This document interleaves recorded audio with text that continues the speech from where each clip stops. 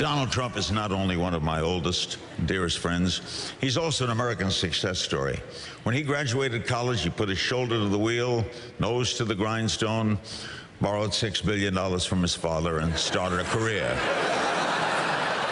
Well, that was legendary broadcaster Larry King back in 2011 poking fun at the man who is now President of the United States. That was the Comedy Central roast of Donald Trump 6 years ago. If there's anyone who knows Trump well, it is Larry King. The two have known each other for decades, and the one and only Larry King, host of Aura TV's Larry King Now in Politicking, joins us now. Before we begin, you are here celebrating a very special milestone, 60 years in broadcasting. Congratulations. Tracing all my steps, where I grew up, high school I went to here, Lafayette. You're from Brooklyn originally, but you got your start in Florida, in Miami. Miami, and May 1st, 1957, 60 years ago, on a small little station in Miami Beach. So I'm going down to Miami, going to relive all those steps. Were you spinning records? Were you a DJ? Yeah, Do you remember what the first song was? Swinging down the lane, Les Elgato was scared to death. But I managed to get through it, but I never thought I'd be on worldwide television. Whoever knew? Satellites, what was that, crazy? It was so I pinch myself every day, Steve. I consider it a reward. This is a blessing. We don't own these cameras, you know. Other people own them. Yeah. And so it's a gift that we have them, and I always appreciate it. I think this is a great career.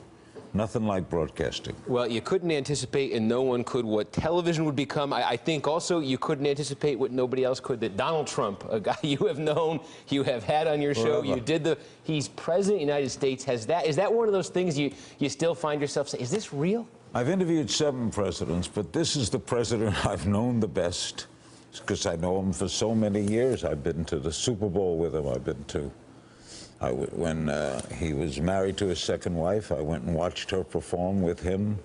I went with him to watch her on Broadway. I shared many dinners with him.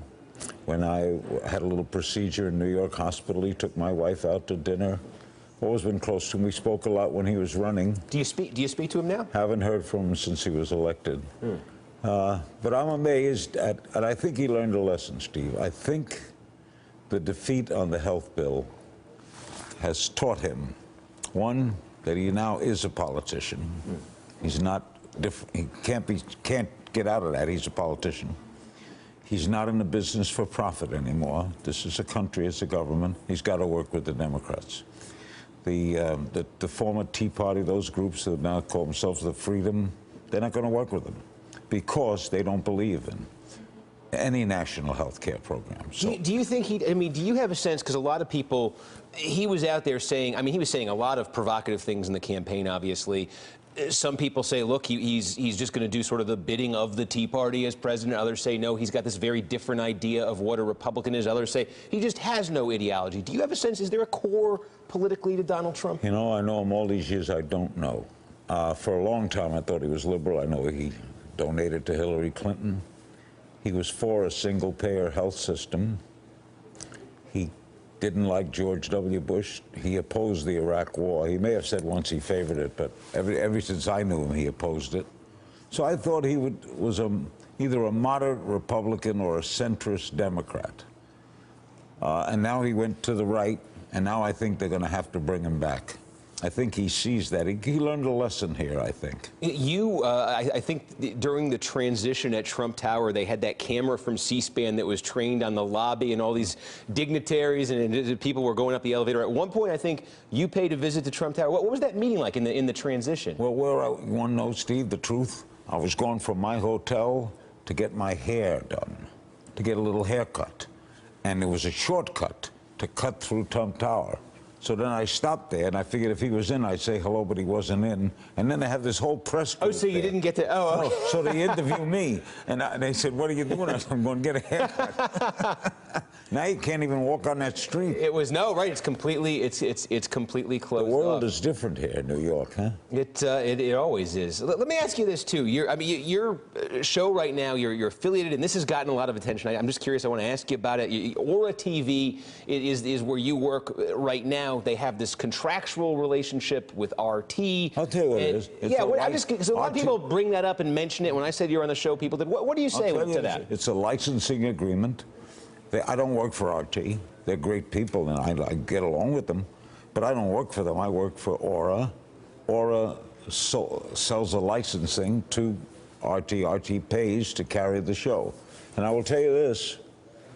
We do politicking there twice a week. I would say that 9 out of 10 times Putin is criticized, sometimes harshly. Just yesterday. And they never edit it. So they have never, they may be a government-controlled RT, but I would never subjected it. If they edited me, I would not be on. What do you make of this whole question of Trump and Russia? There's investigations now. There's all sorts of theories out there. You know, it was his campaign coordinating with the Russians. Does this one you look at and you say, I think there might be, you know, there's smoke here, there might be fire? I'm puzzled. Sure, there might be fire, and there should be an independent investigation. I agree with what your previous guests were saying. This can't be left to the House and the Senate alone. There's got to be an independent investigation. Something's wrong. And I don't know why Donald has never criticized Putin. While many senators do. A lot of people notice that, yeah. I'm puzzled by that. So, yes, this deserves... In fact, the president should want it. Don't you think he'd want to clean the air? That's what a lot of people, I think, are asking. A lot of people asking that exact question. But as for RT, they have never interfered with my show, ever. Okay. Larry King, congratulations, 60 years in broadcasting. Thank you for stopping by. Really I'll be back here next year for the 61st. Let's make it an annual tradition. You are on. That is going to... Hey there, I'm Chris Hayes from MSNBC. Thanks for watching MSNBC on YouTube. If you want to keep up to date with the videos we're putting out, you can click subscribe just below me, or click over on this list to see lots of other great videos.